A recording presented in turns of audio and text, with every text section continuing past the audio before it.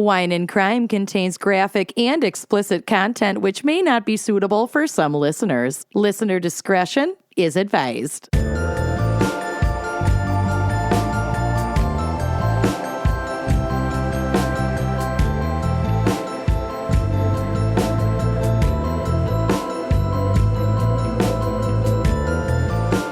You are listening to Wine and Crime, the podcast where two friends chug wine, chat true crime, and unleash their worst Minnesotan accents.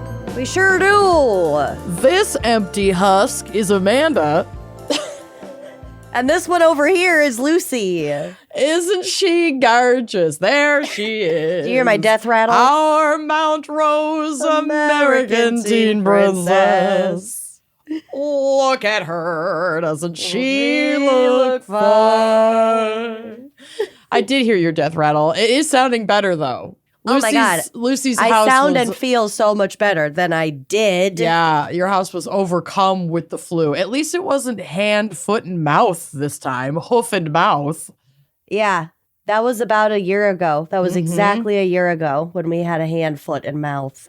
You had a situation, and it happened again under different viruses. And look at you. You're still coming out alive. And glowing. And glowing. Absolutely glowing. You look gorgeous in that red turtleneck. Thanks. I love it. I'm realizing I am dressed head to toe in quince right now. Good. I'm telling you. Not an ad. I just am noticing it. We're quince simps. Yep. We simp for quince. There's a freebie for you. Anyway, yes, we're here. We're like everyone with a shred of humanity left. We're struggling, but we're making it work. Every day we wake up to a new horror, a new discovery, this company that we've worked with, these people, are connected to these people, and we're trying to navigate it, and we're trying to figure it all out. It's a complicated web. And everyone is complicit. Yeah. So we're doing the best we can. can. Just keep ourselves also fed and sheltered. Also, I feel like the last handful of episodes, this one included, have been really triggering. On the note, my whole segment is the fan pick case, which we'll get to it.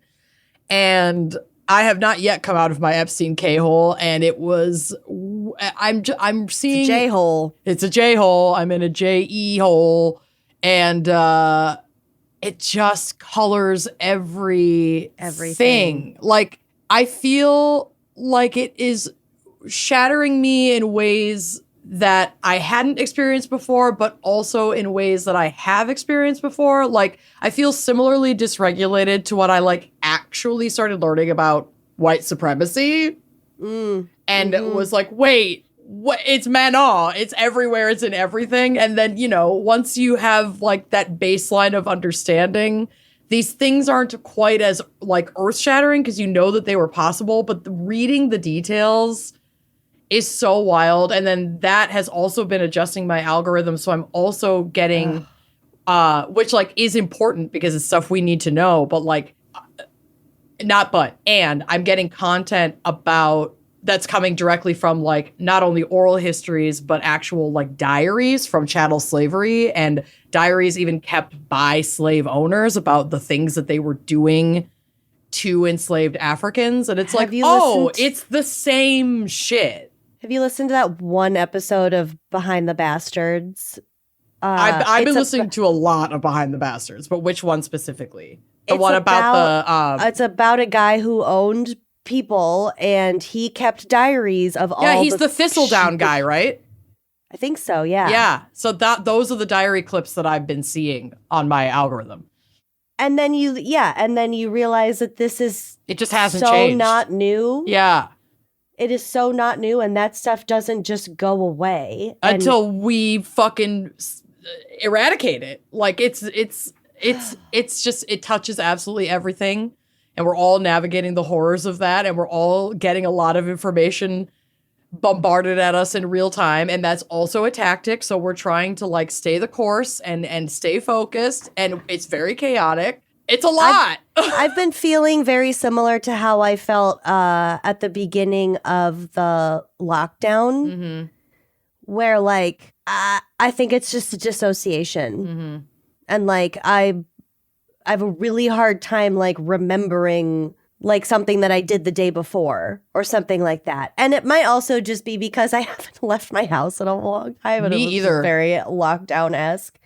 But you probably feel the same way in Minneapolis with, you know, hell raining down all around you. Yeah. It's just like, when am I? What is this new world that has suddenly unfolded that we just have to deal with now? And that serves as a reminder, too. I'd be remiss if I did not say that, like, news out of Minneapolis has quieted. Action on the ground in Minneapolis has not quieted. Yeah, it's just that they haven't, as far as we know, at least in front of witnesses and observers, shot and killed anyone that we're not here. But people are still, you know, we're still working on community needs for folks who are being disappeared off the street every single day. It has not stopped. It has not slowed down. Like, it's just not front and center because, you know, more white people haven't been murdered. So, yep. You know, which just is like, not to say that they likely won't, because it's not getting better anytime soon for anyone. Yeah. So, you know, it's a long haul situation. Yeah, it is a marathon. It is a marathon. So we are trying to stay regulated and functioning to the best of our ability. But if you are also spiraling in, you know, lots of ways, you are not alone, and everything that is going on around us is incredibly dysregulating. And like we've said many times, it's not new, and the dysregulation is the point. And so grounding yourself in something, which I mean, for my recommendation would be anti-racism work, because the text for how to dismantle this and like survive this and build something better, like improve over time, have already been how written. We got here. Precisely.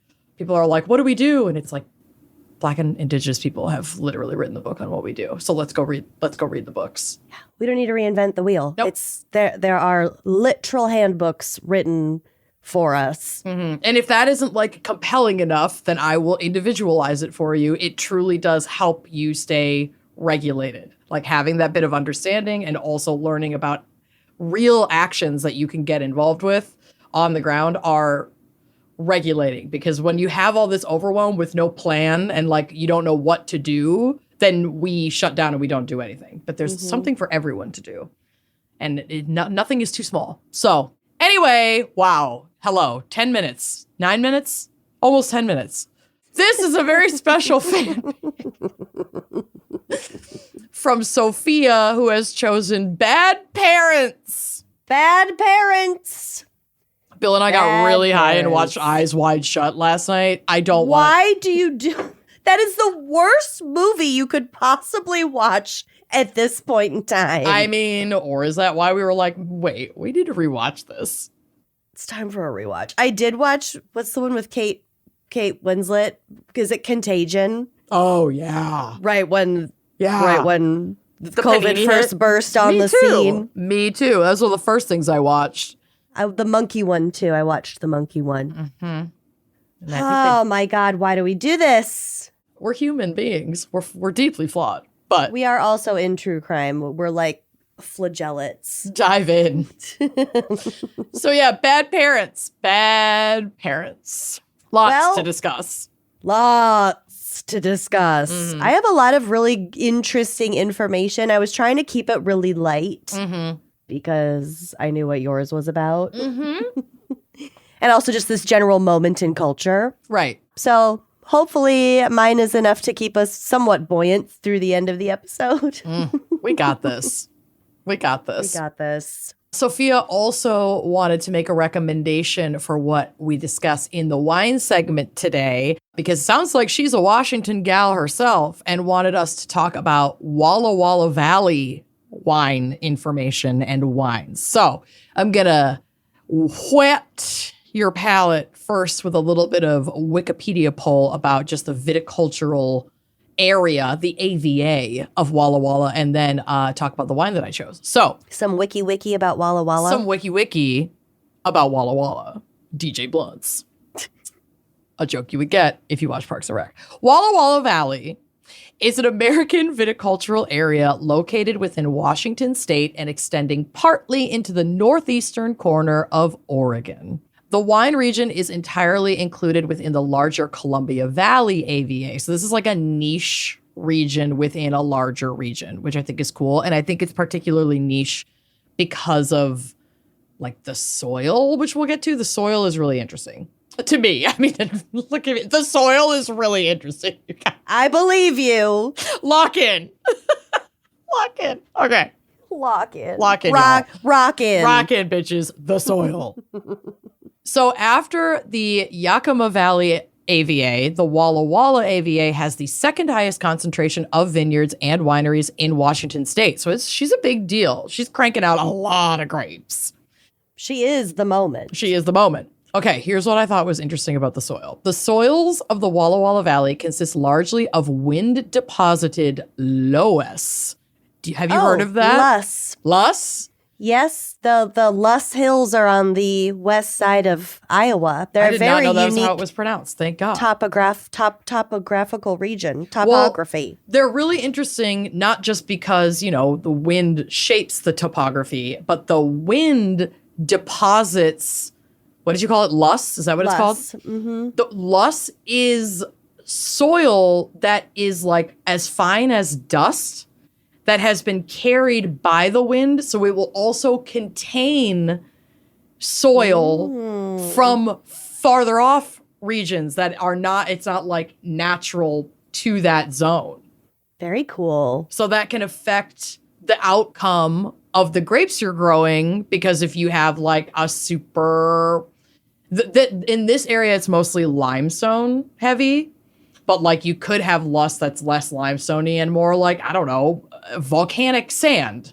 Mm-hmm. And then that would totally change the flavor profile or like the growing conditions of the grapes, which I thought was so fucking cool. I've never really thought about that.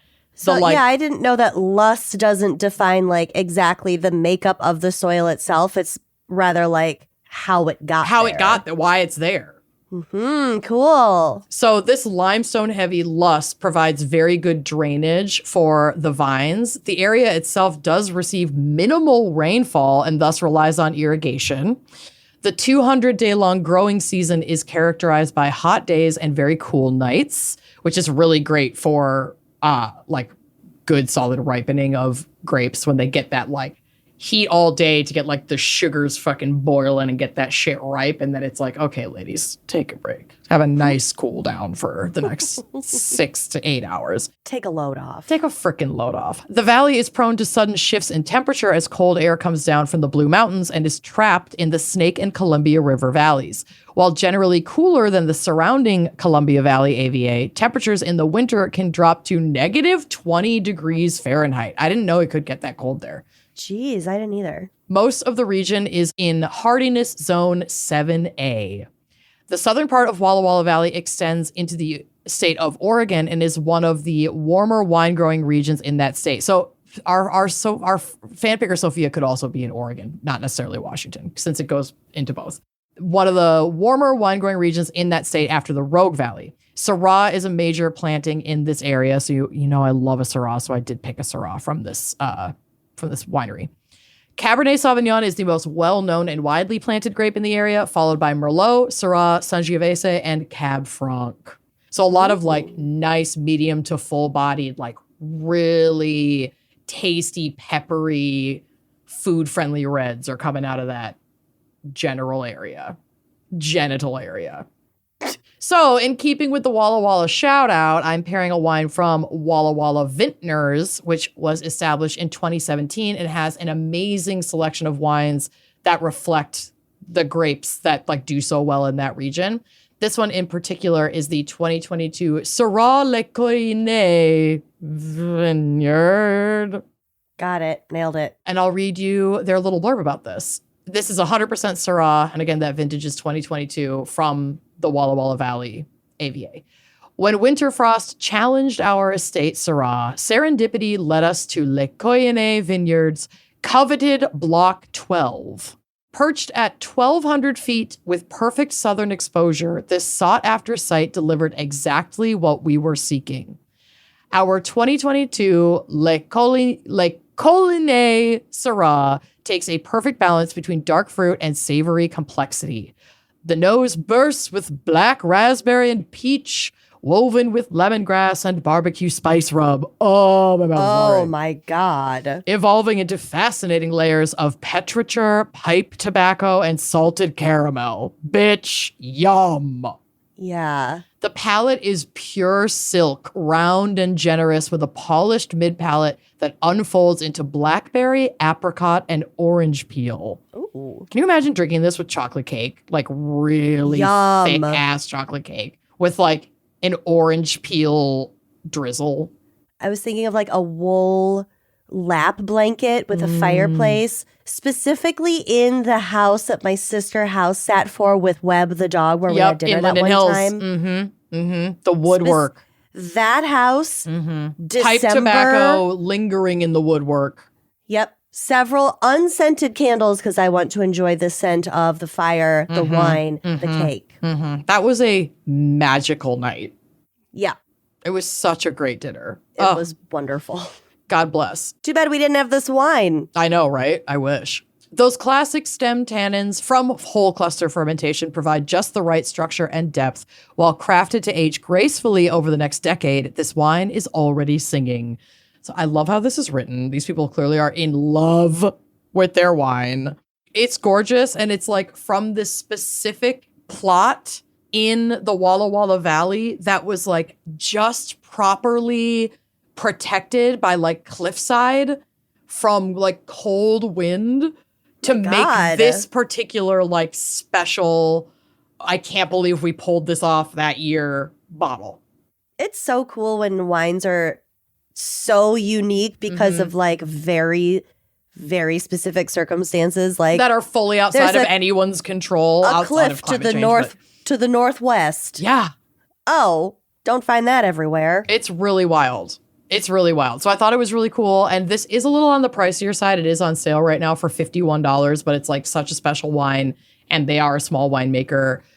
So highly recommend checking them out. It sounds like they do also have like options to visit their location. You can make reservations there for tastings. You can host events there. They have all kinds of fun stuff going on. So you can check them out at Walla Walla Vintners, VINTNERS.com. You can order their wines online if they, obviously ship to your location. But if you are local, stop in, hook them up, give them a shout out.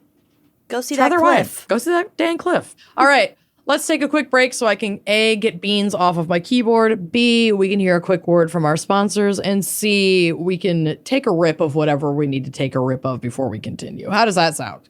I think that sounds great. Awesome. So we should all go do that, and we'll be right back after a moment. It's 2026. Hello and welcome to the future. And if you are still paying your rent without Built, honey, it's time for a change. Glow up.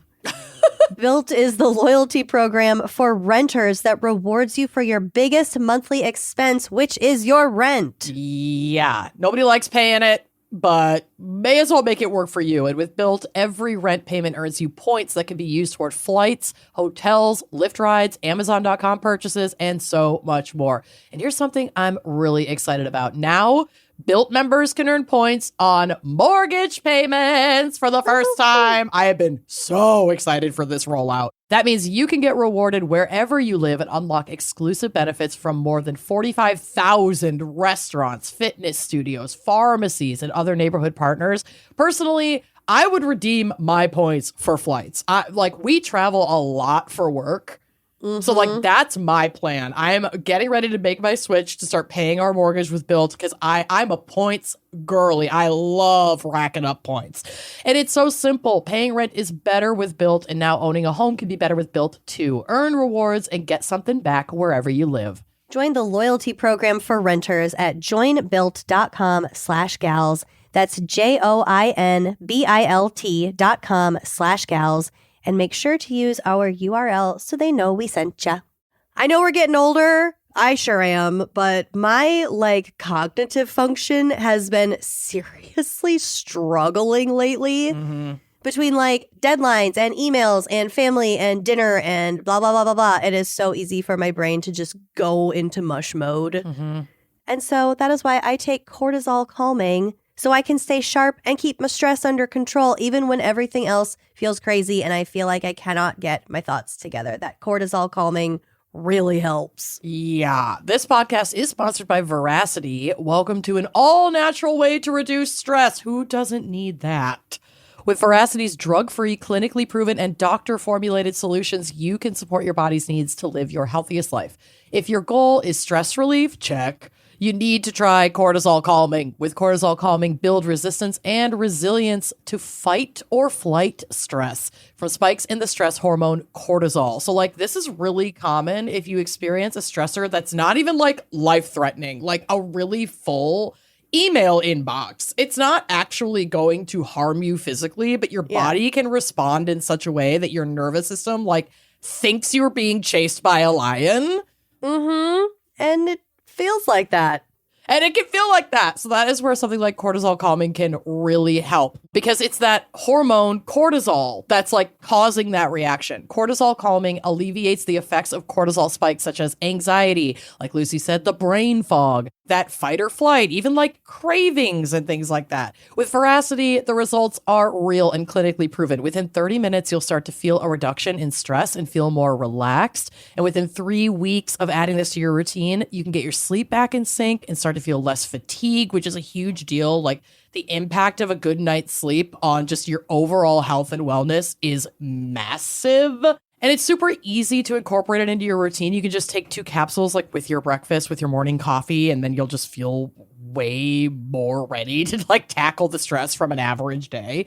So like what is in Veracity's cortisol calming, you ask? Let me tell you, it's packed with natural stress fighters like ashwagandha, rhodiola, and Eleuthero, to help your body stay resilient. Plus, bacopa for sharper thinking, L-theanine for calm concentration, and phosphatidylserine to ease tension. It's everything your mind and body need to stay steady under pressure. So with a product like Veracity, a common question is, what are the side effects? Since cortisol calming is made from 100% natural ingredients, clinical trials have showed no negative side effects from the ingredients in cortisol calming. So you can feel confident that this is just going to give you the little calming help you need without causing any big issues. So calm your stress the natural way. Head to veracityhealth.co and use code GALS for up to 45% off your order. Once again, that's veracityhealth.co for up to 45% off. And make sure to use our promo code GALS so they know we sent ya.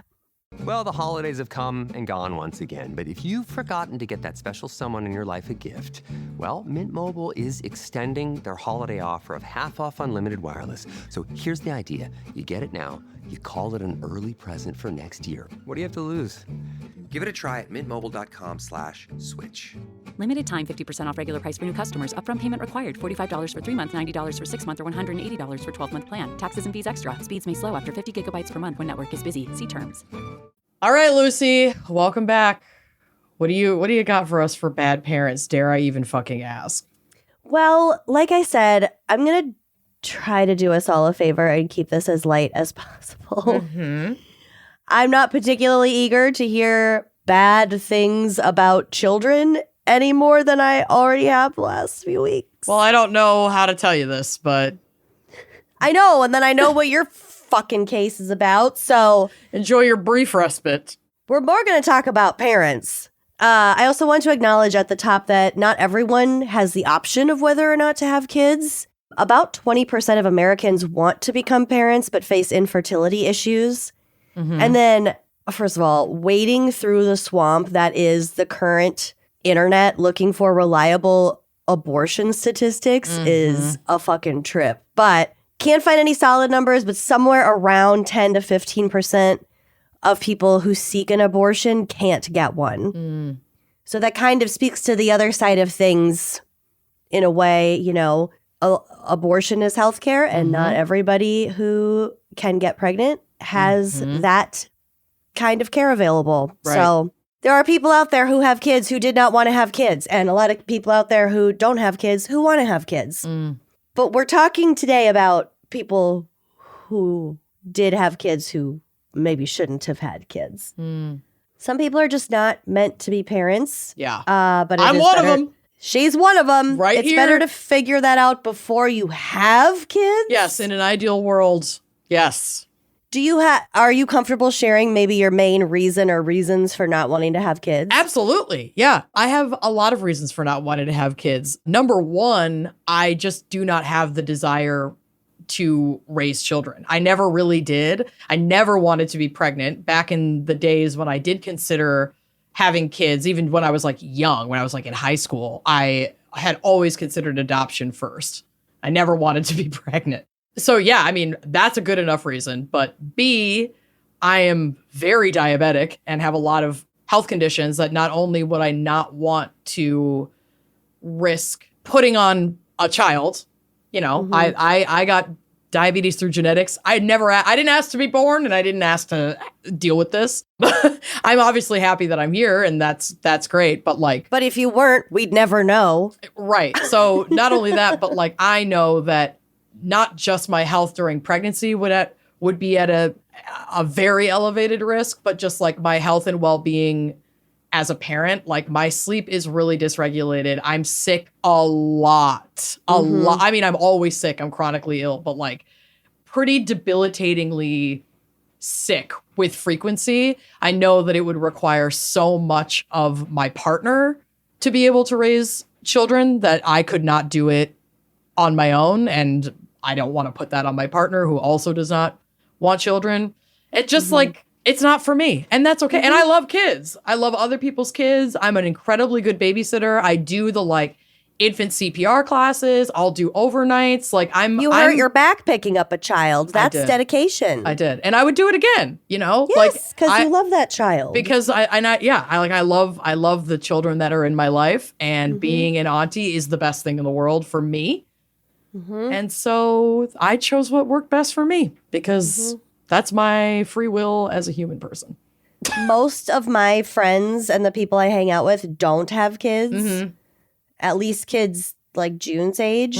So I can say with conviction that people who don't have kids are still very much a part of my support network and like my circle, and those are people who are responsible for raising her also. I say this all the time online to people who love to stigmatize people who are child-free by choice. I don't think anyone should be stigmatized for being child-free for any fucking reason whatsoever.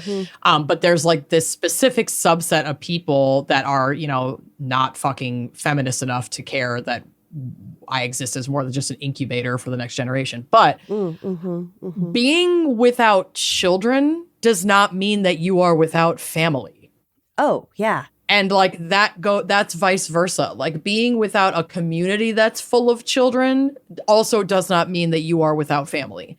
And like I can definitely confirm, you know, even just off the top of my head, how like your Shad and Ben are very much a part of June's life and like come over a lot and, you know, offer to help and offer to babysit. And like, that is so crucial. You don't, you do have family.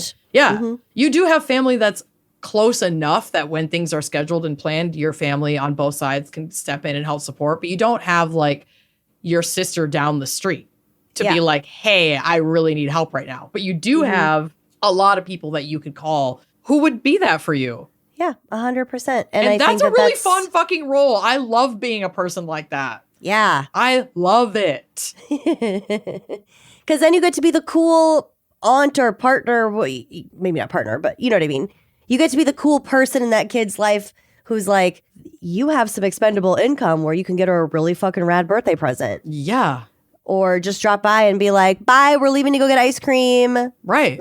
Like I want to foster all of those relationships as these kids continue to grow right in front of my eyes, which it's like, it's also such a gift to be able to like be included in that experience as somebody who is not having my own children. So I truly don't, because we've built such lovely community with other people who do have kids, we don't feel like we're missing out on and I know it's not the same, and I'm not saying that it's the same, but I still get to watch these kids grow and watch them learn and reach these milestones. And like the first time one of your little friend babies says your name, like when June sauntered in there and said my name on the mic, I like burst into fucking tears. It's You so did, cool. You cried. It's very cool. I love it. So I cool appreciate my kid having friends and I tell them this often, that like, thank you for letting me have access to these moments, because it really is fulfilling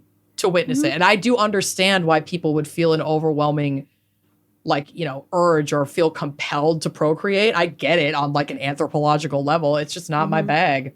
It's not your bag. And that's so fucking fair. Yeah, 100%.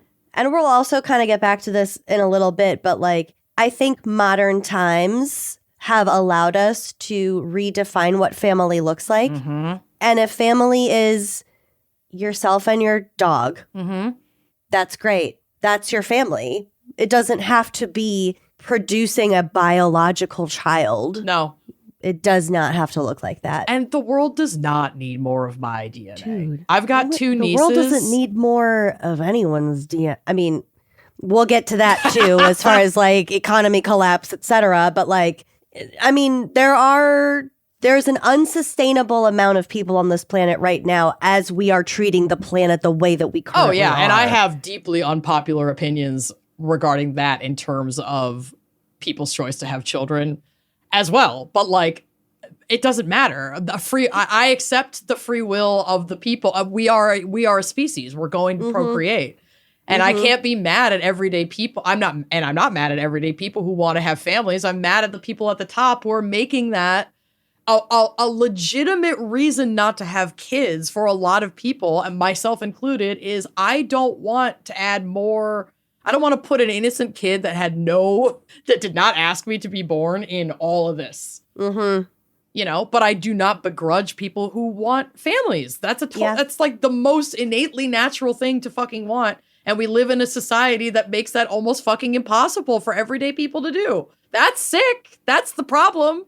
Yeah. Well, fuck billionaires. Again, this episode does feel very targeted, and that's also fair. Before we get into like more of that stuff, I did find a list. It's from BuzzFeed. It was compiled from Reddit. But these are signs that you might not be cut out for parenthood. Okay, I want to see all the ones I can check off.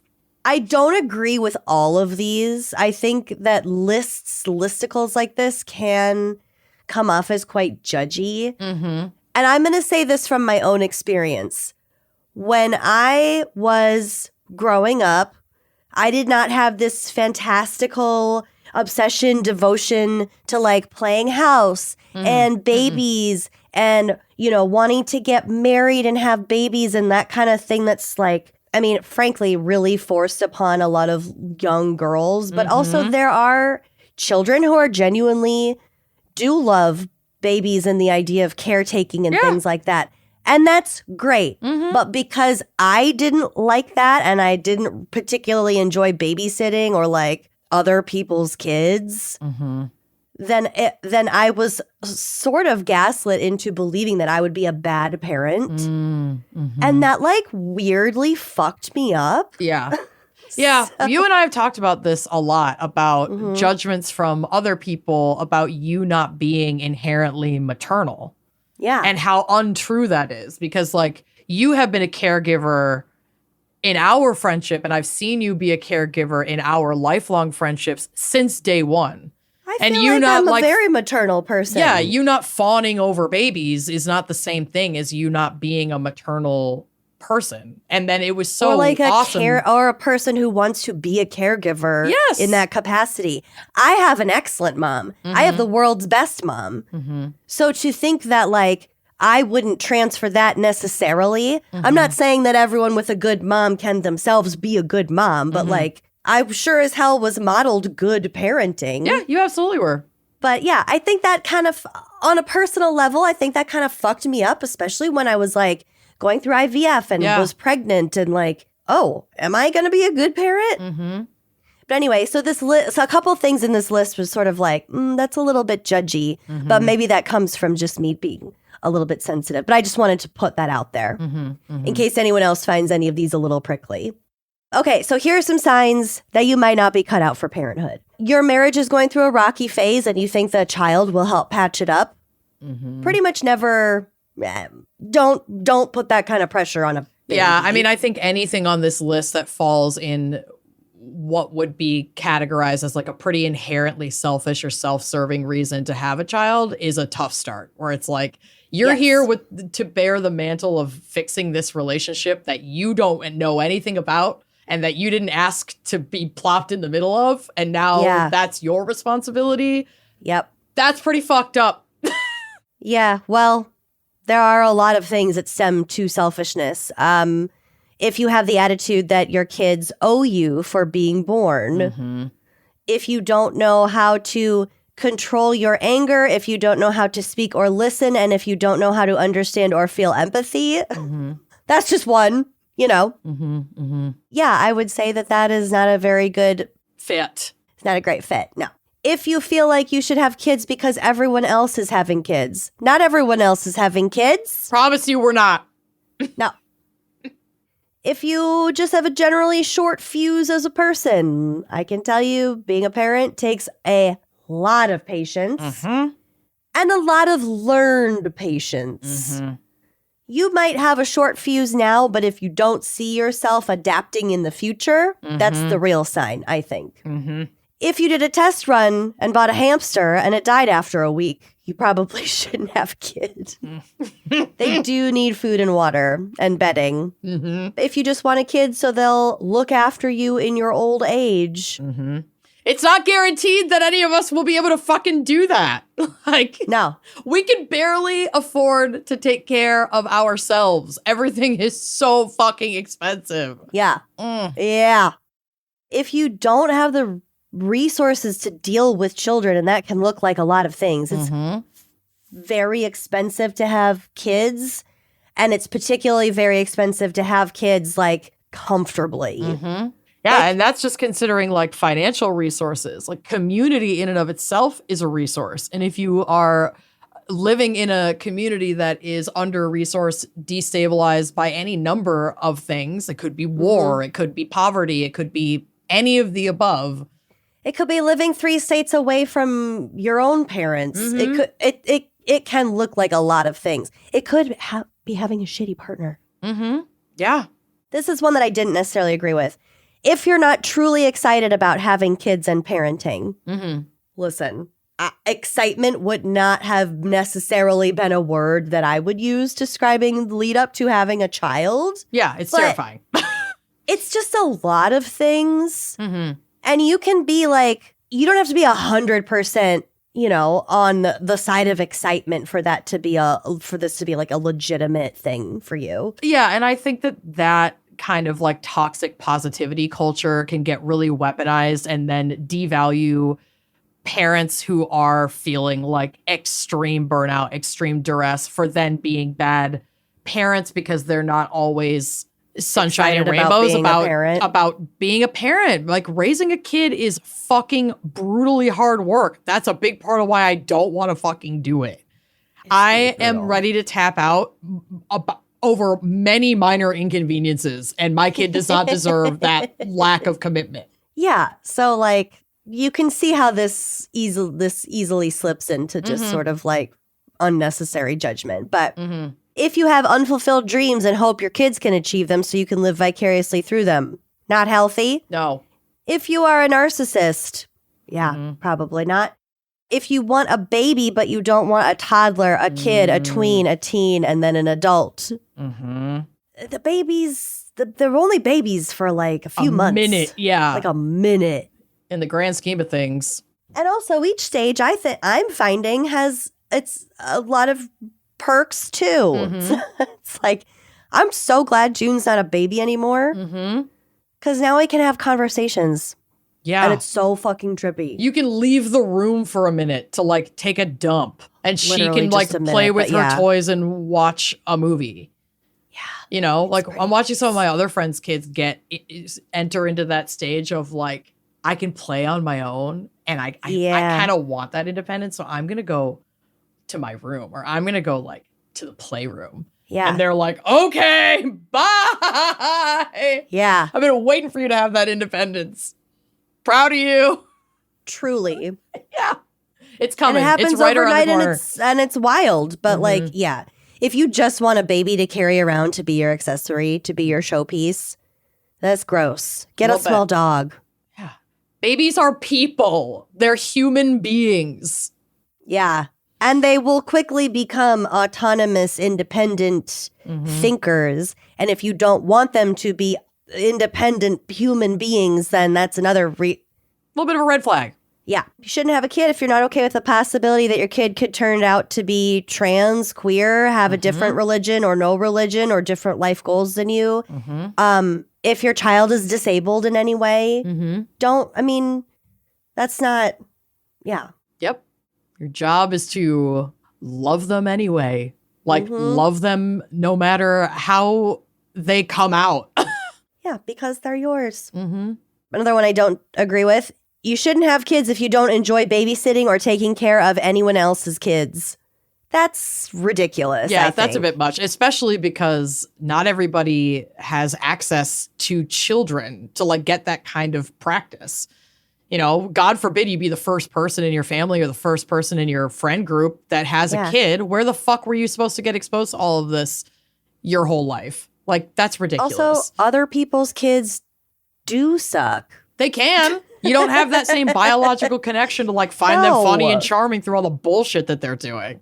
And you don't have to enjoy changing diapers and making breakfast every fucking day. No.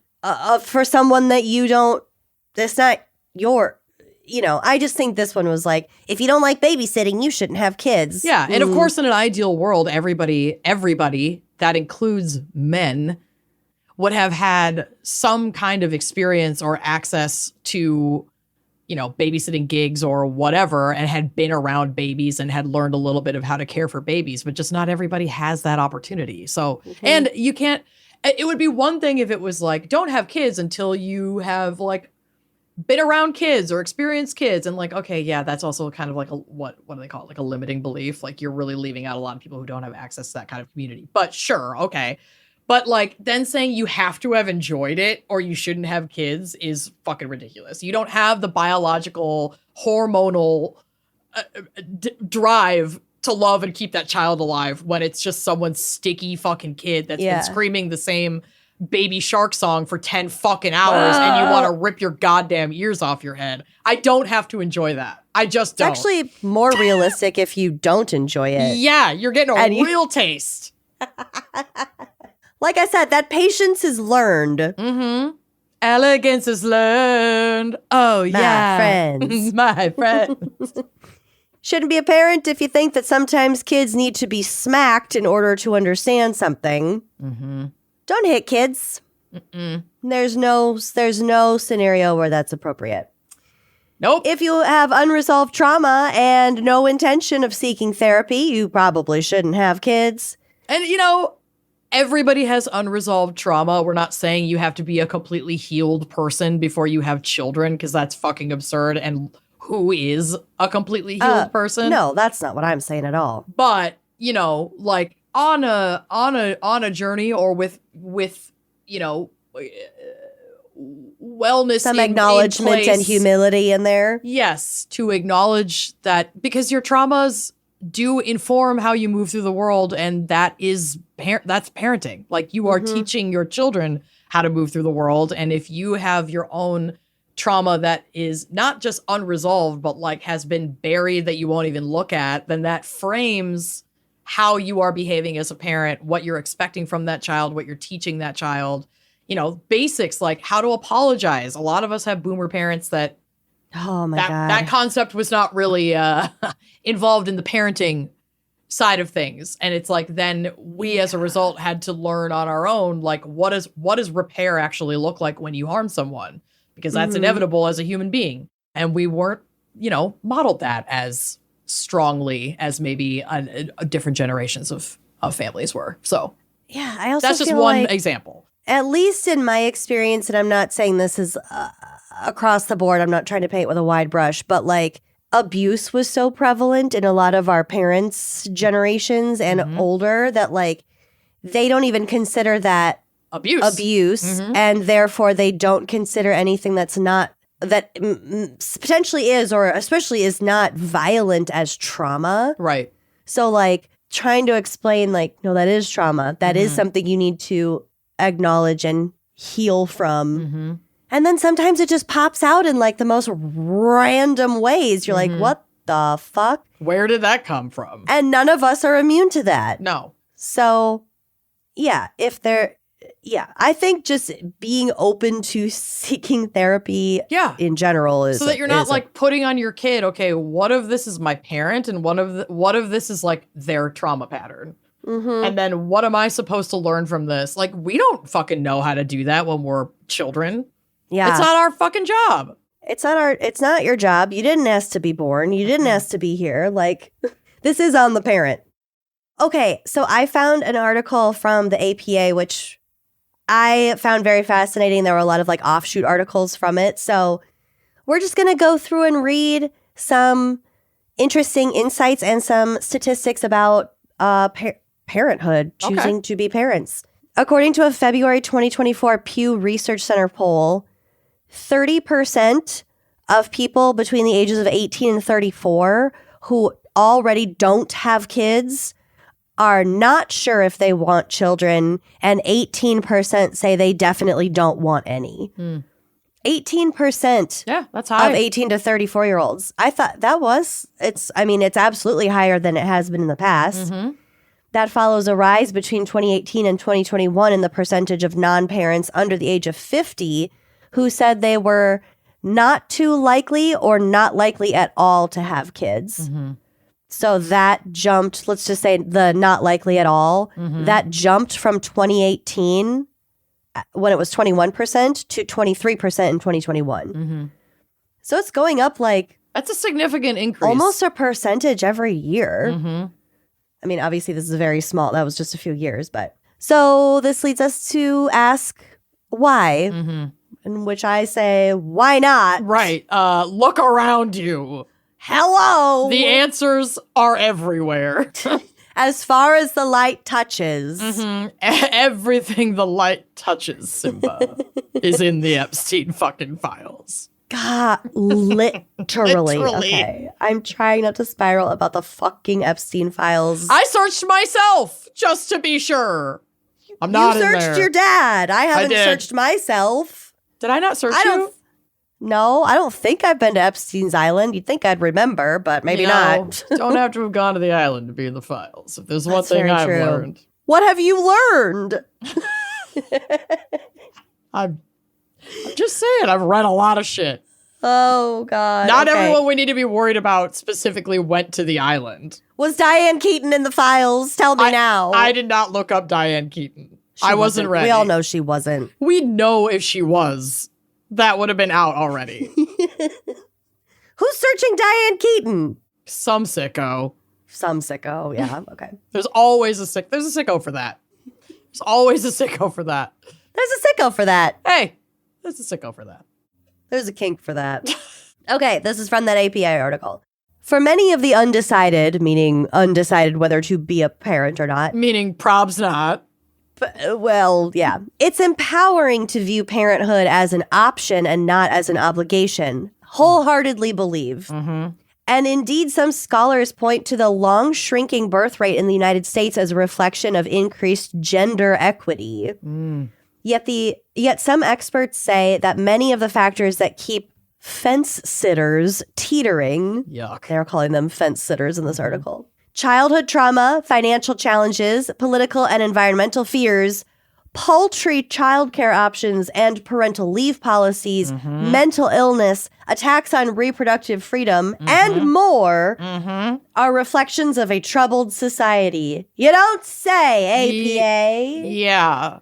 A 2023 meta-analysis, for one, found that the more concerned people were about climate change, the fewer children they wanted, if they wanted any at all. That was my biggest thing about when deciding whether or not to have kids. Right. Like, will there won't be a an planet. Earth? Yeah. That is a legitimate question that like we are facing now in this current time, but that will have heavy impact on the next direct generation, like June's generation, but also if she has children, like it's crazy. It's hard not to think about it. It's really terrifying to think about. But then I also think about like, what if she is one of the ones who makes a difference in all this, you know? She could solve it. And it doesn't need to be all on her shoulders, but like, you know, there's only one Greta Thunberg. And, you know, some might say that she hasn't been effective, but like, I would argue she absolutely that has been incredibly effective. And it's not just about one person. It's about raising a generation that can make a difference.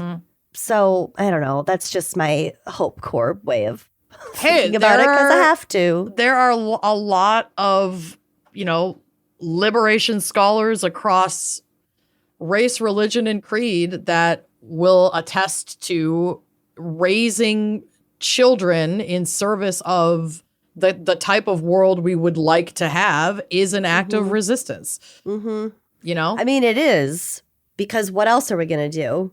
I mean, there's plenty that we could do. Well, yes, there's plenty that we could do. But as far as it like is one of many things across the generations. Yeah.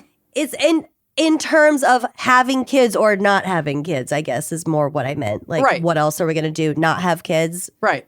And some Maybe. people don't. But Yes. not everybody's going to make that choice. And that's fine. Yes. You know? Okay, so Amanda Chappell, PhD, a faculty member at Bethany College in West Virginia, whose dissertation looks at the factors influencing people's childbearing plans, says, quote, "It's not a good enough reason anymore to say I'm going to have kids because that's what everyone else is doing and that's what my mom wants me to do. It's not a good enough reason anymore because there's so much at stake." But the longer fence sitters, particularly women, stall, the more likely they are to age out rather than opt out of biological parenting altogether. Yeah, I'm also almost 40. So whatever, I mean, God bless you for thinking I still could. But like whatever demon crawled out of this 9 months from now, I mean, that it would not be a good situation for anyone involved. No one wants this. Well, we'll kind of get back to that, but there is like, I feel like everyone I fucking know has been on an infertility journey, like almost everyone, and it's just, that's a whole other thing. But so as a result of this aging out thing, some demographers, economists, and psychologists worry that, among other concerns, there won't be enough young people to support the economy and an aging population. Quote, this is again from Chappell. "These numbers are declining. People are having fewer and fewer kids than ever before, and our world is reaching its limit of resources to even sustain the amount of people we have." Both are true. Both can be true. We're not in a great situation, folks. Nope. According to a 2020 analysis that looked at trends across 195 countries, why did I think there were only 193? The average number of kids a woman had dropped from 4.7 in 1950. Damn. Jesus. That's the way average. too many kids. Yuck. So 4.7 in 1950 to 2.4 in 2017. And the study authors predict it will fall again below 1.7 by the year 2100. So there are many reasons, not the least of which is financial reasons. Basically, it's getting hard / it is impossible to support yourself in the current system, even as a single person living on your own with the economy the way that it is. And it is essentially extends your adolescence. So more people are staying on their parents' insurance, on their parents' phone plans, living in their parents' homes. You know, it's just extending that whole thing. So it is sort of in a way pushing back the parenthood years, the being an adult years. Many fence sitters also cite a lack of societal, workplace, and financial support for parents, especially mothers in the United States. The Pew Research report found that 17% of childless adults under the age of 50 say they probably wouldn't have kids specifically for financial reasons. Our country also has no paid parental leave policy and sparse and expensive childcare options, yet still expects more from women than men at home. Our daycare, it goes down. The cost goes down the older she gets, but it started at over $500 a week. Yeah. A fucking week. So it essentially, I mean, it negates income. Yeah, you're spending more, about the same, if not more, than a mortgage on daycare for one child.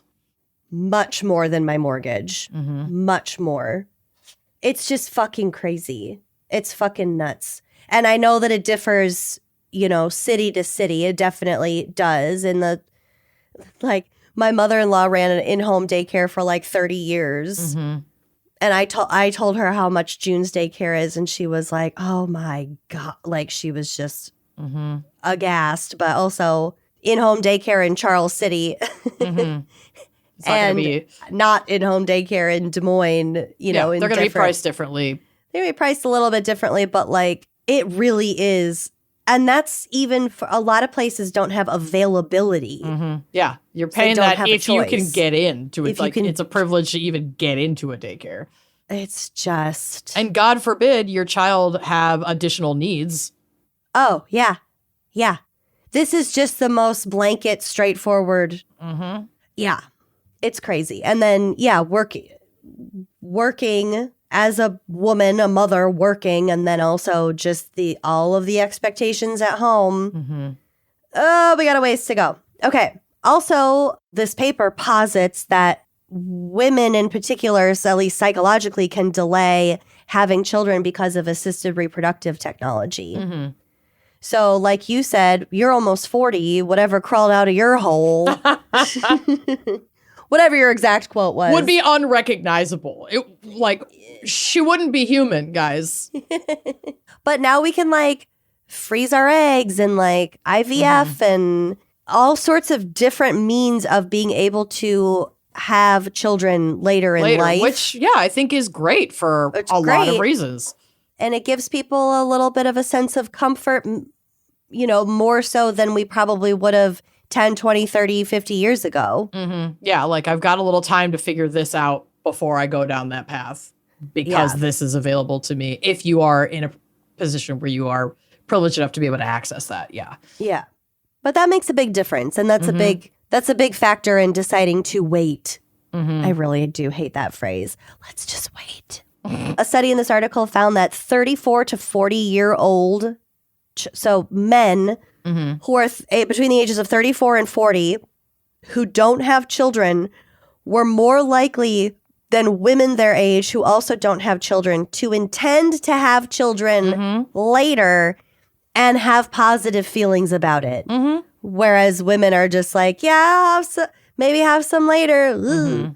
You know? Yeah, with 34 to 40, that is what we're thinking about. Well, for yeah, better or we've had the worse. idea of our fucking biological clock drilled into us from the time we first saw my cousin Vinny. Pretty much, yeah. But also, men might feel a little bit more optimistic about that because they tend to receive more of the rewards and fewer of the responsibilities. Men's biological capacity to sit on the fence much longer probably also plays a role. Men can have kids when they're fucking 70 years old. Oh, yeah. Your fucking sperm never dies. Well, because it regenerates. It's not like we're born with all the eggs we've got. Yeah, whatever it is. I don't care. It's annoying. They have infinite sperm for the, like, you know, in the grand scheme of things compared to what we're packing. Disgusting. Ugh. Disgusting. Yeah, y'all are sick. Get out. It's not for you.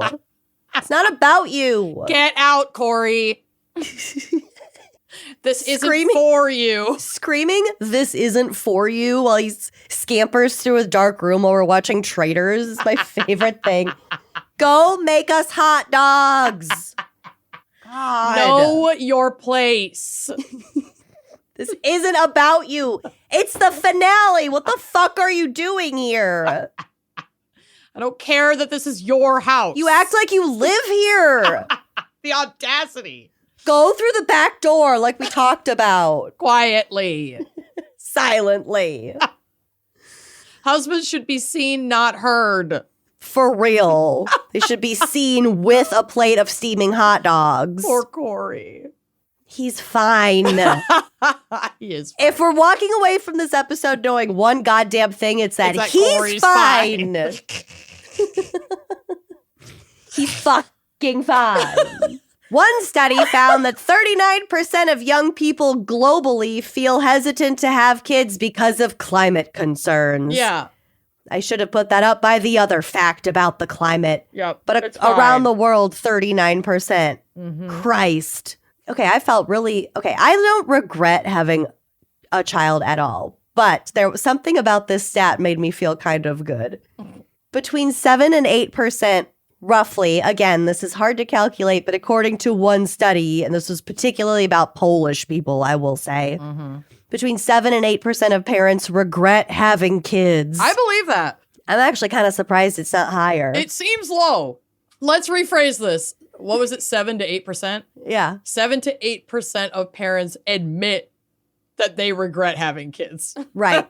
A mere 7 to 8% of parents admit to regretting. And to be fair, I think there's a difference between a regret that you hold consistently about having children / being a parent and a moment in parenting where you're like, oh my God, I fucking regret everything. Like that's going to happen. There's a huge difference. And that's different than I regret having kids over like, this is my overall thought on being a parent. Not, oh my God, you're pissing me off so much. I fucking regret having you going through your mind in a moment of hell with your child.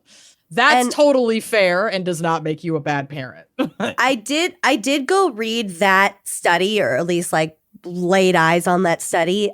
They parsed out exactly who they were asking, which in this case, they interviewed people from the US, people from Germany, and people from Poland. The conclusion was 7 to 8%. And then they also kind of figured out that 7 to 8% tend to have a higher level of adverse childhood experiences. So they themselves didn't have a great childhood. Yep. They have trauma they're processing. Yeah. That's largely what it correlated with. Among other commonalities like experiencing parental burnout. So there is some of that kind of more momentary burnout thing. But it seemed to me like they kind of separated that enough so that it was like parents with older kids so they could kind of really let that regret sink in. Maybe with more. That's a little, it's like, how old are your kids? 25 and 19. Yeah. Oh, okay.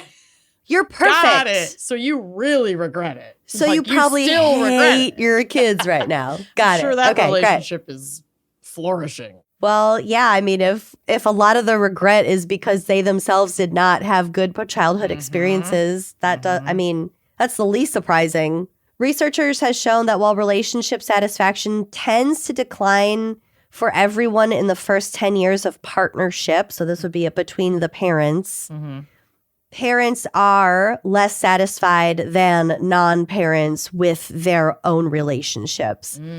And the mothers in particular feel the strain, with just 38% of married moms reporting high relationship satisfaction compared to 62% of married women with no kids. Wow.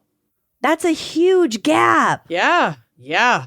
I mean, but how could resentment not rear its ugly head if you feel like you're on an island by your fucking self, raising your child, like doing all the heavy lifting? And I think that's like, yes, women take on a lot more roles within the house. And I think that we feel it a lot more. That said, I think it's really easy, speaking from somebody who's parenting a toddler right now, to feel like you're both on an island by yourself, regardless of the extra responsibilities. It's just sort of the nature of, at least from what I've learned, the nature of having a young child in the home, because you kind of don't feel like an adult. You don't feel like you have a lot of autonomy. You don't feel like you've been connecting with your partner in a long time. Yeah. This isn't unique. No. Like, it's, you're just sort of, you're kind of you're kind of hanging on for dear life. You're just surviving while you keep your child alive until your child can take on a little bit of that responsibility on their own. And then you can start to get your fucking life back. Yeah. Which, again, I'm too selfish to do that. And I'm just not going to do that. There's nothing wrong with you being too, quote unquote, too selfish. Again, your words. Yeah, this is not a negative thing about myself. No. I like my life. And seeing that about yourself, knowing that about yourself is exactly what needs to be happening. 100%. I mean, obviously there are a lot of things about my life that I don't love, but like overall, I'm a pretty happy and fulfilled person. Yeah. And I don't want to irrevocably alter that forever. And no one should vilify or stigmatize somebody who does value their freedom and their autonomy and their income and finances and decide that having a child is not worth sacrificing. No. And I'm some still or poor. most or all of that. I'm still broke as a fucking joke, and I don't have a kid. I've got but two you can cats sleep and a in rabbit on Saturdays. You're goddamn right, and I do. I know. You know I do. Then that's totally fine. Mm-hmm. Totally fine. Mm-hmm.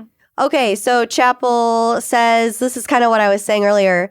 Quote, people are realizing that there is no right way to have a family. If your family is you and your partner and your two cats, then that's a family. Mm-hmm. It doesn't have to be complete by having a biological child. So the definition of family is changing. It's getting more inclusive. I love that. Okay, so just a little paragraph to kind of wrap us up. This article concludes with saying, while both paths, meaning to have a child or to not have a child, can come with some grief and regret, research suggests that most people wind up content no matter which side of the fence they pursue. Because they're pursuing what they want, whether that be having a kid or not having a kid. Or if you're one of the fence sitters and you just can't decide, you could toss a coin and just go with that, and you'll be fine. For example, in a 2023 study, Michigan State University psychologists found that about 1 in 5 adults in the state of Michigan is child-free by choice, a decision most made in their teens and 20s and just stuck to it. Yep, I made it in my 20s. That was interesting that it was like, it wasn't necessarily like, oh, I can't find a partner. I'm not married by the time I'm 35, so I'm not having kids. It's like, no, I don't want kids. Yeah. And in my teens and my 20s, and I know this about myself. This is my full self. I don't want to have kids. And that's so fair. Quote, we found no evidence that older child-free adults experience any more life regret than older parents, according to Jennifer Watley-Neal, PhD, a professor of psychology at Michigan State University, and study co-author in a statement said, quote, in fact, older parents were slightly more likely to want to change something about their life. So you might be more likely to regret having kids than not having kids. Indeed, researchers estimate that in developed countries, 5 to 14% of parents say that if they could turn back time, they would choose to be child-free. Holy shit. Between That's brutal. 5 and 14%. So, like, the stats in this are kind of all over the place because, of course, they are, but, like, ugh. My sister does have this magnet that her friend got her that always makes me laugh every time I go to her house. It says something like, we've decided not to have kids. We haven't told them yet. And I'm like, that is brutal. We haven't told them We yet. haven't told them yet. We've decided funny. not to have kids. And then another interesting thing that I read in this that I didn't slap into my segment, one of the, I think it was the Chappell researcher said, if you are really on the fence and you can't decide whether to have kids, just have one. Because like when you dig into the numbers, it's not like the people who had one kid, like the whole only child syndrome is not a real thing. There is no research to back up the claim that they're any more lonely or conceited or selfish or anything like that. And she was kind of saying that, like, It's not necessarily people who have one kid. It's people who have like A bunch. kids. Yeah, multiple Is where the kids. regret comes. Which is crazy work. I know. What are y'all doing? They can get a friend at school, at the daycare Oh my that you pay God. $500 a week for. Fucking for real. What am I paying for if it's not a friend? Yeah. I'm already paying for a friend. I don't want it to live in my house. No. Get out. Jesus Christ. Everybody go home. So anyway, I have a lot of friends who just had one and do not have interest in having more. And they're loving it. my current plan is to have this one, the one that I have, and then when I get older and hopefully more financial secure, then I can adopt. Mm-hmm. It would give June time to run through her bullshit. Yeah. And then if I still maybe am thinking about it in 10 years, then that's great. But right now, oh my God, I had such a fucking multiple mental breakdowns last week. Mm-hmm. I'm not doing that again anytime soon. No. With 2 kids? No.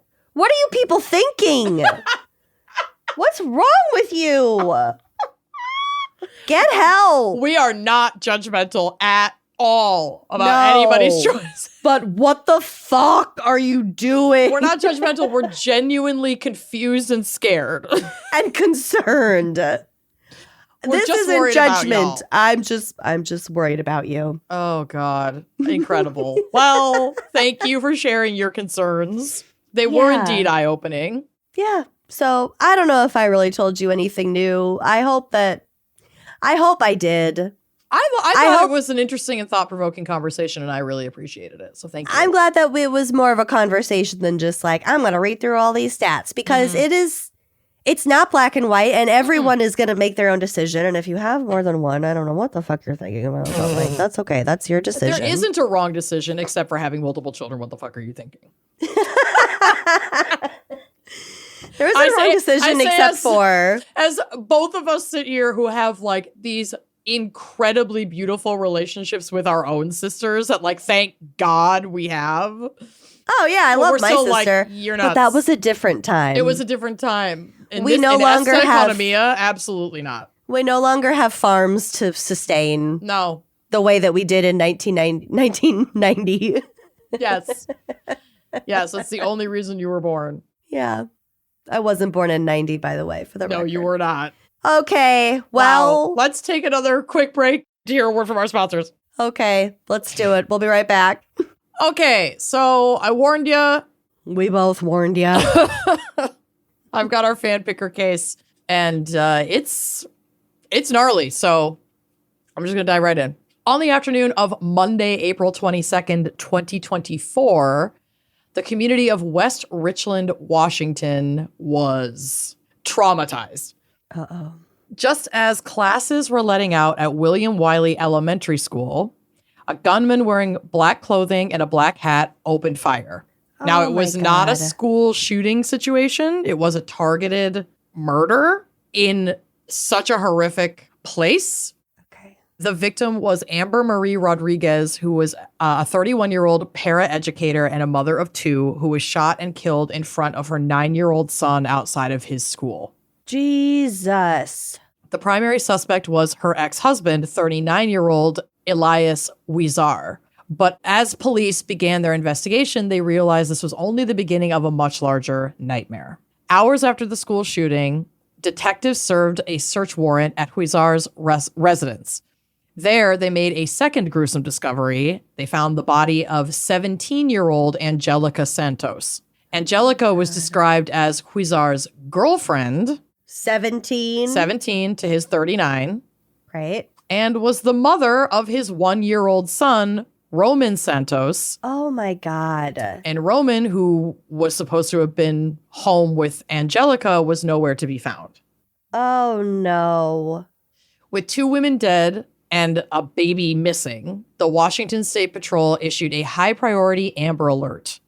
Authorities warned that Huizar, a former Yakima police officer, Okay. was armed, dangerous, and likely headed toward Mexico. As the manhunt intensified, investigators looked into Huizar's past, revealing a disturbing pattern of behavior and quote unquote multiple system failures, which we know is just coded language for the powers that be don't give a fuck about you. And eventually they actually traffic children themselves. So why the fuck would we care about a pattern of violence enough to actually do anything about it before people die? But, I'm fine. Everything is fine. Oh, everything's fine. And there's nothing in current events that would at all inflame any of this. Our feelings about this. Huizar had served with the Yakima Police Department from 2013 until 2022, but resigned immediately following a disciplinary investigation involving a family household member. And these disciplinary investigations are fucked up because that is not the same as something being on your criminal record. And then he was able to get a job elsewhere that was bad. Okay, so the investigation... In which he was a cop. No. He got a job after resigning in disgrace from being a cop as a, substitute teacher in schools. No. Because all of this stuff wasn't on his record. Because it was just a disciplinary investigation that led to no arrest within the police department. So the only thing on his record at this point was a resignation from the police department.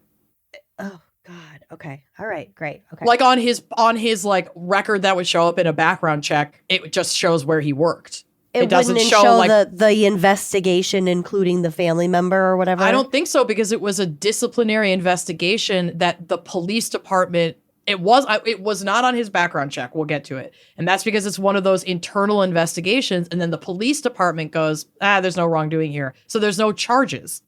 So you don't have on your criminal record that you were necessarily investigated for something if you never got charged with anything. Right. Ugh.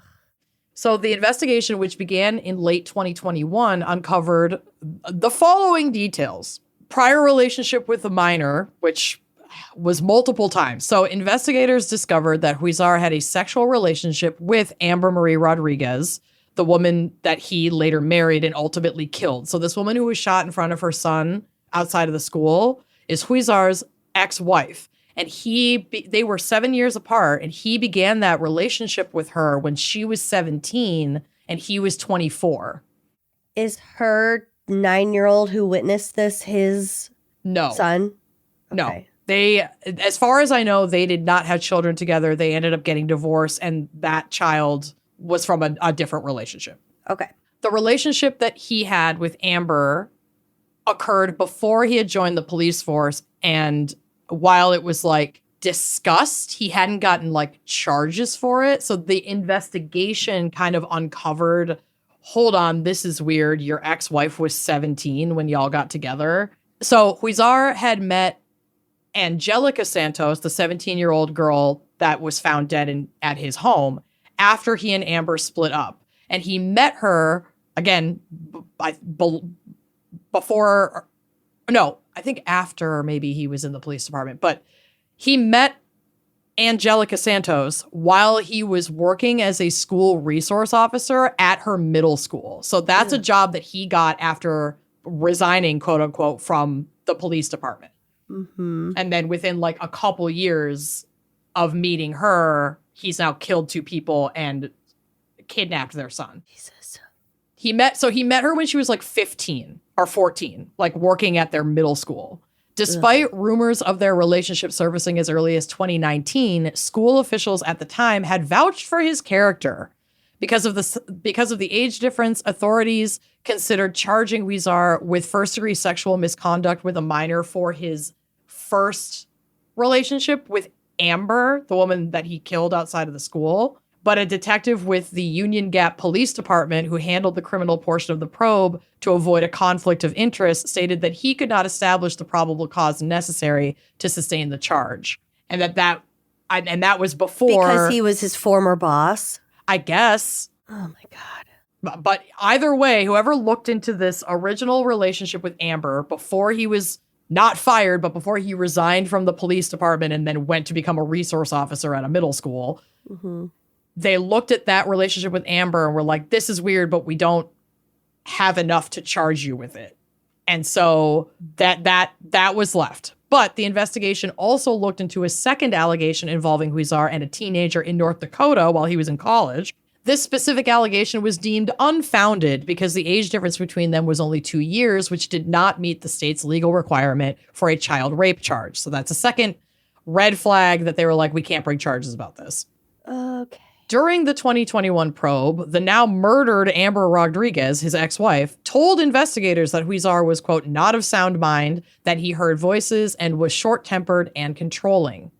She expressed concern for her safety and feared he would harm her or her son. Though she eventually secured a 1-year protection order, her legal representative noted that Amber knew it was just paper and had even taken a job at her son's school specifically to keep an eye on him for safety. And that's where he killed her, at her job.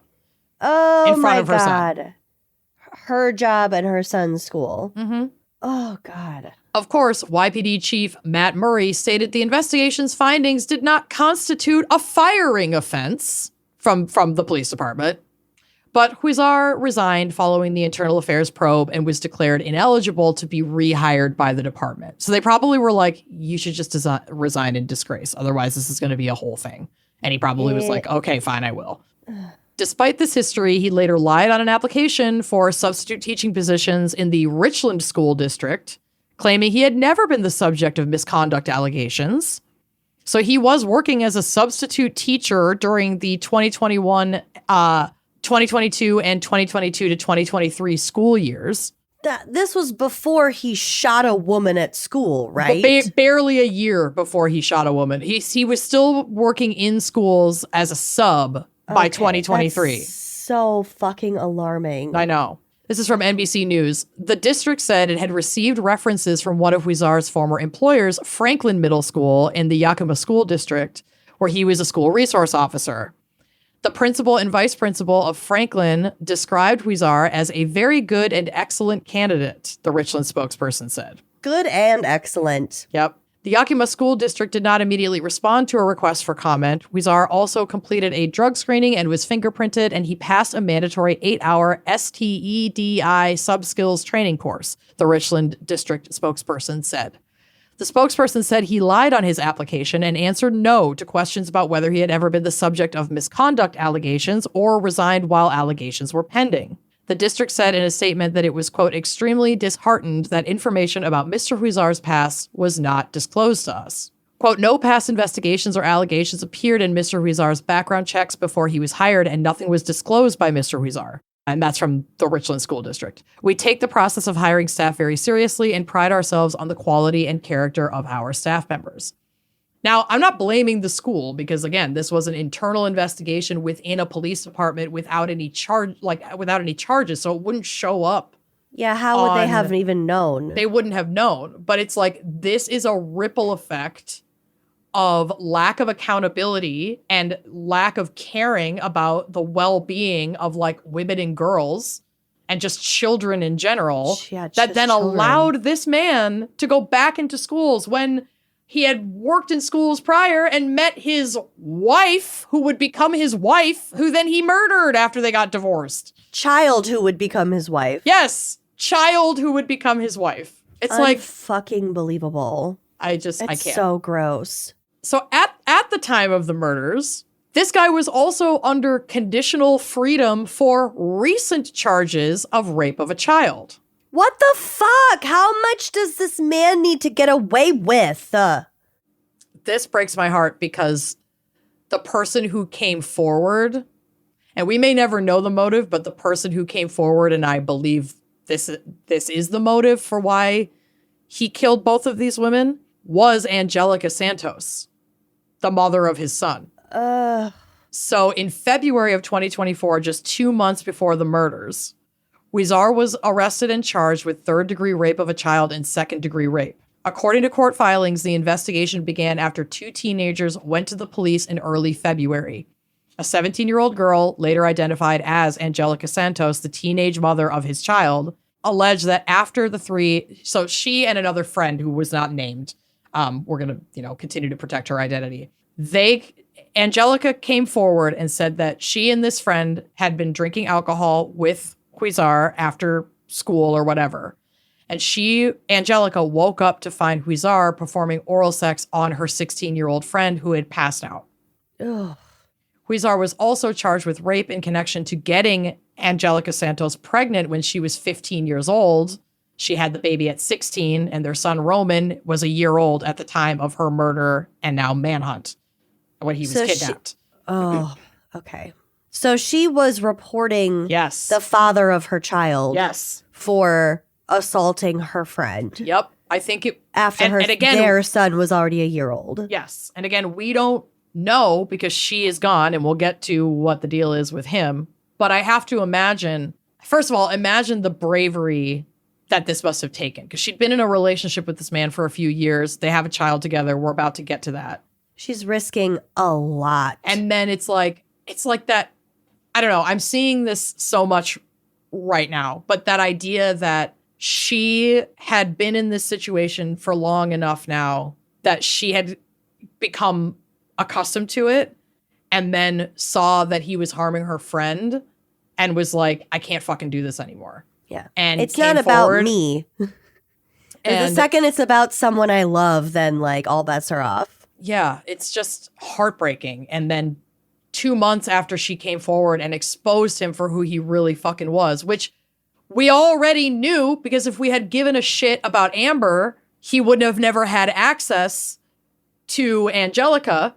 Mm-hmm. But like, she risked everything and he took her life. And I think that this is why. I think it's because she came forward and now he was being charged. Now he was in trouble for real. He'd weaseled his way out of it up until now. So following his February arrest, Huizar was released from custody after posting a $200,000 bond. This status of conditional freedom meant he was awaiting trial while still living in the community. And apparently he was spiraling under all of this legal pressure in the weeks leading up to the murders. Huizar reportedly became extremely controlling of Angelica, with her mother stating that whenever she was with her family, he would force her to wear an Apple Airpod in one ear with him on the phone so that he could listen to her conversations in real time and also track her location. Oh, ew. He allegedly used... terrible. Yeah, it's horrifying. He allegedly used this method to ensure that she was not saying anything negative about him or disclosing sensitive details regarding the pending rape case to her family. This is again from NBC News. 2 days before she died, her mother, Tiffany Penalosa, said, Huizar became angry when Angelica refused to let him eavesdrop on a conversation she was having with her grandmother. Quote, that made him mad. He called her at least a minimum of 20 times, back to back to back, because she wasn't answering his calls, she said. And I was like, are you sure it's a good idea for you to go home? Because they were living together with their son. And she goes, no, I talked to him. He's still mad, but he's not mad where he'll do anything. Throughout the relationship, Santos had tried to distance herself from Huizar, her mother said, but she struggled with the idea of breaking up her family.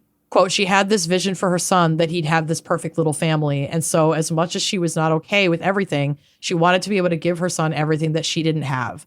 So she put up with a lot of things that were not okay. The family tried to intervene, Penalosa said. Santos's grandmother had been trying to find resources that could help when she was killed. Quote, he had her so brainwashed into believing so much stuff that wasn't real. He had her believing that they were going to be the perfect family. He got her out of Yakima into a better living environment and a better place to raise the baby. She was with him, but she was hesitant at the same time. In the wake of these murders and the publicized manhunt for Huizar, fortunately, a lot of tips came in, and they were pretty quick to be able to locate him. Early on, like the Tuesday after the murders, a convenience store clerk in Portland, Oregon, reported seeing a man that matched Huizar's description and a car that matched the description with a child in the backseat.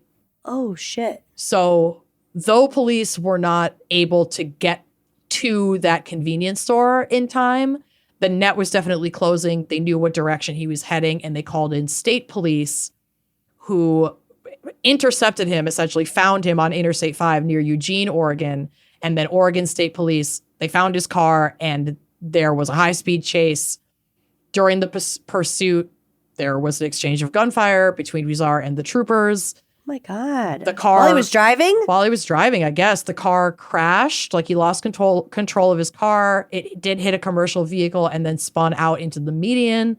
Ooh. Officers approached the vehicle, and as they were walking up, Elias Huizar took his own life with the gun that he had been using to shoot at the cops, with a self-inflicted gunshot wound to the head in the driver's seat of the car. Was the baby okay? Yes. In the backseat of the crashed car, troopers found 1-year-old Roman Santos physically unharmed, but frankly, I can't even imagine the trauma that this sweet baby endured and will continue to have to navigate as he grows up, not only without his mother. He probably witnessed both of them. Yeah, but and you know, it's like there's all those schools of thought on he's one, what will he remember? But like his life is shaped by trauma regardless of what he will be able to recall from his memory. And one day he's going to learn. Which hopefully is nothing. Yeah, I pray to God he didn't see everything, but like I think it's more likely that he did. And he's going to grow up to find out why his mom isn't here and how he was conceived and what a monster his father was. It's just like unimaginable. I can't imagine how destructive to just like your foundation of like who you are as a person, to grow up just with all of these traumatic circumstances surrounding literally your entire life. And to have to carry whole that existence, the your reason whole you're existence, here. to have to carry that from the time you were a little baby is just. I hope I that don't have child words for has the funding for as much. I know therapy. so much support. Oh boy, I know. While the immediate threat ended on that Oregon highway, the world was left grappling with how a man with such a documented history of predatory behavior was allowed to remain free to keep targeting and harming children. Yeah. And we don't really, I mean, we have the answers to that we have, right? What they call systemic failures. And like Lucy and I have both said multiple times in this episode, the Epstein of it all is obviously shaping how we respond to this. And while this case is not a direct tie to all of the Epstein shit that we're seeing right now, we can't separate them because this is not, we can't think for 1 second that this isn't systemically connected. And like, so that's what I'm going to end it with this. I'm going to end it by saying it, that like we have failed our children for centuries, literally since we stole this land via indigenous genocide, which included and still includes to this day sterilization of indigenous women and mass murder of indigenous children in boarding schools. We co-conspirated the largest human trafficking operation in history via the transatlantic slave trade. And like we as a society have long since normalized sexual assault on women and children and continue to uphold systems that not only protect but build up Epstein to massive positions of power, some of the most monstrous fucking people imaginable. And that's just in our area of the world. Yes. So if we don't lower the fucking bar of what we tolerate as a society, we will never get this shit right.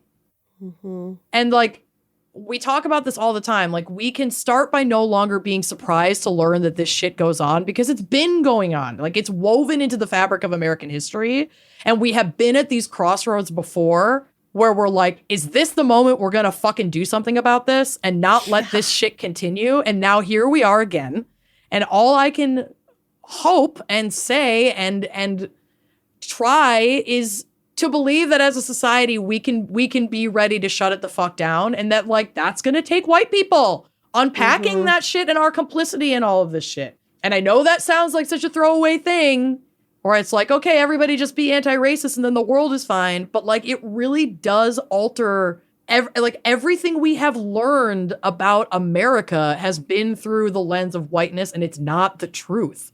And if we don't grapple with that shit and like own our history, then it's doomed to repeat itself. Of course, we can't dismantle what we are like anesthetized to, and it has to fucking stop. So like, I hope that this shit is radicalizing people, and that while it's radicalizing us, we also allow those floodgates to open to everything that allowed it to get to where it is now. Because that's the shit that we have to learn, and so that we don't keep fucking doing it. Because otherwise we're not going to change anything. And there will always be another Trump and another Epstein and another pocket of billionaires that are going to protect each other. There's always going to be police departments that go, we found this shady shit in this internal investigation, but it doesn't look like we can do anything about it. Why don't you resign in disgrace so we all keep our hands clean, and then sure, go work at that school. Yeah. So we can all get back to normal. Yep. But is that the normal we want to fucking get back to? I don't think so. I fucking hope not. I'm ashamed to admit that I even realized that was our normal. Yeah. And now that we know, let's burn it down and build something different for the love of God. Yeah, the idea that like, oh, if we bring charges against everybody in the Epstein files, there will be collapse of the government. You think that we care? Fucking collapse it then. Bye. Doesn't sound good. We don't want it. We don't fucking want it. Bye-bye. It's like people who are like, oh yeah, well, Bill Clinton's in the files. Good. Get him too. Guillotine. I don't care. If Obama was in the files, go get him too. If fucking get Celine Dion was in the files, I'd be like, okay, well, it was a good run. Bye. Like, Diane Keaton. Go get her. I mean, she's dead, but you know what I'm saying. I know what you're saying. It's so crazy. So I don't know, y'all. I really would encourage if no qualifier. I encourage everyone to go listen to that Behind the Bastards episode. Mm-hmm. It is about Thomas Thistlewood, and I looked it up. It came out in November of 2025. Mm-hmm. So it's a few eps back, but it is a two-parter, and it is so disturbing. Mm-hmm. But when you listen to it and are able to put that in historical context and connect it to untold numbers of the same fucking song and dance throughout our entire history beyond the United States. This is a human fucking problem. Yeah. But the sooner you realize that and put it into context, and then you go back and look at the Epstein shit, it will hopefully make you less shocked and more aware that, like, this is going to take some intense, intentional, deep reckoning among all of us, especially white people. And recognizing that there is a reason why the Epstein files are so shocking is that, like, among these rich white elites, a lot of their victims were white. They were predominantly white. So they're getting attention and hope, you know, not in the US right now under the current fucking government, but like it is nice to see other governments that are taking these files seriously and like dealing with their own. But like stuff like this has been, I mean, in just a few years ago, it was what, like 71,000 young black, like, girls, like children and girls were missing in the United States, but 9 out of 10 of them had been classified as runaways. So there were no Amber Alerts, no missing persons investigating. alerts. Yeah, like you don't think that there's already fucking human trafficking happening to like black, brown, indigenous, and children of color here all the fucking time. It's absolutely happening all the fucking time. But this is like rich, powerful people in this context with a lot of white victims. And so we're looking at it differently. And like we need to grapple with that and move forward not doing that shit anymore. All of it deserves attention. All of it deserves attention. Not just what's happening now, which also fucking deserves our attention. And it's so much to pay attention to. So like pace yourself. I'm spiraling. Pacing ourselves is the name of the game though, because it's a marathon. We'll be dismantling the shit until we die, and hopefully handing those tools to the next generation so they can continue to dismantle it. And that is why raising your kids to be anti-racist and be part of liberation is an act of resistance. So if you choose to have kids, and if you don't, that's okay too. Thanks, Fiona, for your episode topic pick. Fiona? Is that her name? Sophia. Nope, it's Sophia. Princess There was an F Fiona. in there. There was an F in there. We did it. There's an F in here too. We love you. We appreciate you. Also, We're sorry. not June being a paid actor trying to bust down the door while you were doing your segment. It was like, I'm not going to draw attention to it because I'm literally talking about like the most heinous shit. We were at a very intense time of your segment, so I didn't want to say anything either. But like that door was a banging. We saw it. Oh if my you're watching God. us on YouTube, you also probably saw it.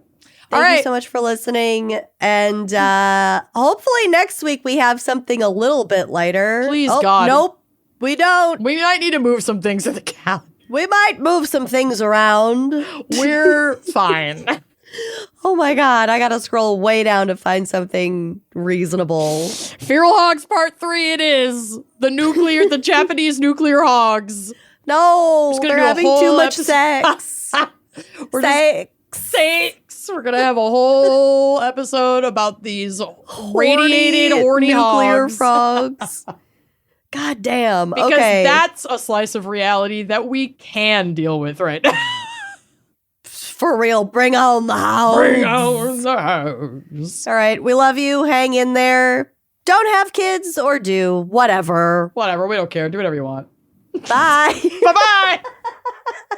Thanks for listening to Wine and Crime. Our cover art is by Danielle Sylvan. Music by Phil Young and Corey Wendell. Editing by Jonathan Camp. Our production manager is Andrea Gardner. For photos, sources, and other resources, head to wineandcrimepodcast.com. You can follow us on all the socials at Wine and Crime Pod. If you'd like to show your support and get access to all sorts of wine-fueled bonus content, check out our premium channel at wineandcrimepodcast.com/uncorked. Cheers!